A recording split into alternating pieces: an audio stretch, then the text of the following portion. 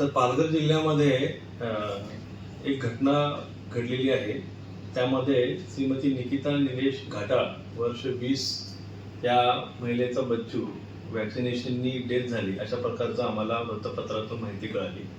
पण त्याची आम्ही सखोल चौकशी केली असता ती महिलेची 25/2/2026 या ठिकाणी ती कुटीर रुग्णालय जव्हार या ठिकाणी ती आपल्या प्रसूतीसाठी आली होती. त्यावेळेस तिची डिलिव्हरी हायरिस्क माता होती. तिची डिलिव्हरी नॉर्मल सिझेरियन सेक्शननी झाली. पण सिझेरियन सेक्शन झाल्यावर बाळ लो बर्थ वेट होता, 1.7 kg होता. बाळाला NIC मध्ये ठेवण्यात आलं आणि बाळाचं वजन वाढेपर्यंत आणि बाळ सुखरूप होईपर्यंत त्याचा डिस्चार्ज 5 दिवसांनी तो डिस्चार्ज झाला. बाळ घरी गेल्यानंतर बाळाची जेव्हा प्रकृती छान होती तेव्हा बाळाला इनहाऊस पण काही वॅक्सिनेशन देण्यात आले होते त्यावेळेस, जसं BCG, हेपॅटायटिस B.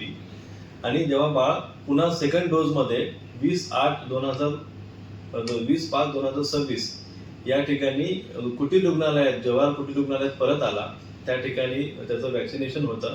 त्या ठिकाणी त्याला सबक्युटेनियस PCV त्याच्यानंतर पेंटा वॅक्सिनचं वॅक्सिन पण देण्यात आलं. आणि युजली काय होतं की जेव्हा पेंटा वॅक्सिन दिलं जातं तेव्हा म्हणजे दोन्ही मांड्यावर त्याचं इंजेक्शन दिलं होतं. तर बाळ युजली रडत असतो आणि बाळाला आपण त्याची आईला काउन्सिलिंग करून स्तनपान कसं करावं करायची सूचना देत असतो. आणि तर बाळ त्याला कुठल्याही वॅक्सिनेशन संदर्भात जे काही साईड इफेक्ट होता इमिजिएट त्याचा ऑब्झर्वेशन पिरियड त्या ठिकाणी बाळ तिथंच होता. त्याच्यासोबत इतर 24 बाळांना पण तीच लस दिली गेली व त्या बाळाला डिस्चार्ज देण्यात आला. वॅक्सिनेशन नंतर तो बाळ घरी गेला आणि तो बाळ खूप आनंदात सुखरूप होता 20 तारखेला. दुसऱ्या दिवशी संध्याकाळी सायंकाळी 5 वाजता आम्ही जेव्हा नातेवाईकाला विचारलं तर त्या नातेवाईकांनी अशी हिस्ट्री दिली की आईने त्या बाळाला दूध पाजलं होतं आणि दूध पाजून झुळीत टाकलं होतं. पण ती कामानिमित्त 1-2 तास बाहेर गेली. आल्यानंतर जेव्हा ती बघते तर बाळाचे मुवमेंट तिला लागत नव्हते, म्हणून ती घाबरून नजदीकच्या प्राथमिक आरोग्य केंद्रात ती बाळाला घेऊन जाते. तेव्हा असं लक्षात येते की बाळ जिवंत नाही आहे. तर उदाहरणार्थ अशा घटना मागं पण आमच्याकडे जिल्ह्यामध्ये घडत होत्या.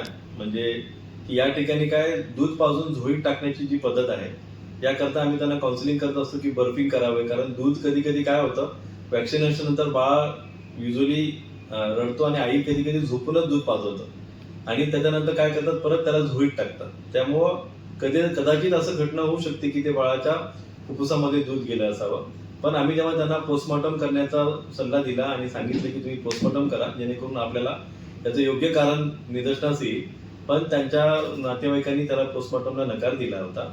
आणि तिथल्या वैद्यकीय अधिकाऱ्यांना पण आम्ही विचारलं आमच्या साखर शेतच्या, त्यांनी तसा नकार कळवला असल्यामुळे तर नेमकं पोस्ट वॅक्सिनेशन हा इव्हेंट झाला असल्यामुळे ह्यामध्ये असं वाटू शकतं की वॅक्सिनेशन मध्ये झाला, पण त्याचा आम्ही चौकशी समिती करून चौकशी करत आहोत.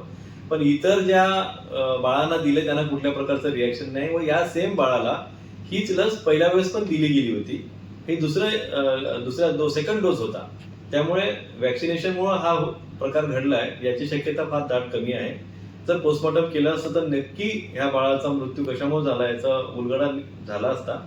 पण तरी पण आम्ही त्या नातेवाईकाशी आम्ही त्यांच्या जे काही त्यांना घटना घडली याविषयी आम्ही सहानुभूती पाहतोय की यामध्ये अशा घटना होऊ नये. आम्ही तात्काळ ती बॅचची लस पण आम्ही बंद करायला सूचना दिल्या. जोपर्यंत पूर्ण इन्व्हेस्टिगेशन याची चौकशी होत नाही त्या प्रमाणात त्या लसची बॅच आम्ही सध्या बंद ठेवली आहे व आम्ही डिस्ट्रिक्ट लेवल कमिटी बोलवतोय.